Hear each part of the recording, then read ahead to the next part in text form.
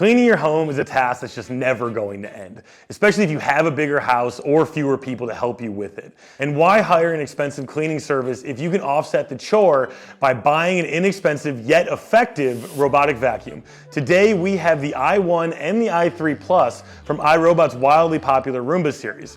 I'm Jacob Palmer from bestreviews.com, and we're going to help you simplify your purchasing decisions. Both the Roomba i1 and i3 Plus Evo are excellent devices, and we could not find any major or even minor performance issues in our Best Reviews testing lab. The i3 Plus Evo does have a handful of small benefits to highlight though, before we get to the two big differences between them. We found the Roomba i1 could vacuum for about 92 minutes and the i3 Plus Evo could vacuum for about 96 minutes. That's more than enough to clean a couple of rooms or hallways. In fact, the battery life is a little better than other similar robotic vacuums that you'll find for around the same price. Both the i1 and the i3 Plus Evo have essentially the same suction power, though the i3 Plus Evo did have a slight edge, but that really only amounted to about one or two fewer passes over carpeting to clean the same amount of mess.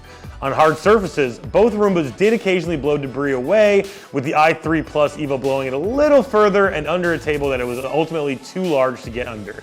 That meant we had to clean that scattered debris by hand. Roombas are still vacuums at the end of the day, which means they make a lot of noise. They don't make as much as the average vacuum does though, which is roughly coming in at about 70 to 80 decibels. We found that the i1 produced about 65 decibels and the i3 Plus Evo produced about 60. The first big difference between the i1 and the i3 Plus Evo is in their navigation software. Now they both have and lack most of the same navigation software features. They both lack obstacle avoidance, meaning they can't see items on the floor and preemptively avoid them. They both share floor tracking, meaning sensors on the bottom of the devices let them remember where it's cleaned during a cleaning session. You can also see the paths on the Roomba app on your phone. However, the i1 doesn't remember these paths from cleaning session to cleaning session. It starts fresh every time. The i3 Plus Evo though has an extra feature called smart mapping. This means it does remember and can even tell the difference between rooms, letting you command it to clean specific areas. The second big difference is in the bases of the i1 and the i3 Plus Evo. As you can see, the base of the i1 is small because it's only for charging, but the base of the i3 Plus Evo is large because it holds a small trash bag within it. It holds that bag because the i3 Plus Evo has a self-emptying feature. This means when the onboard dustbin is full, the i3 Plus Evo returns to its base, empties itself, and then gets back to work.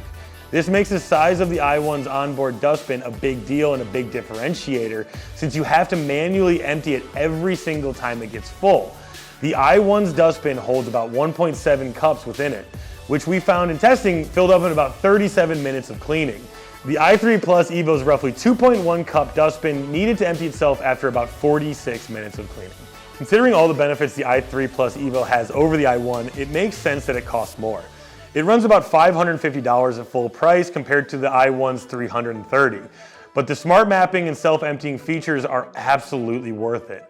However, if you live in a small, open floor home, such as a studio apartment, you won't get as much out of those features.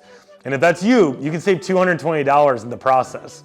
Once again, I'm Jacob Palmer from bestreviews.com, and if this video helped you make your purchasing decision easier, tap that little bell icon to get notified of all of our videos to come, give us a like, and share your own thoughts in the comment section.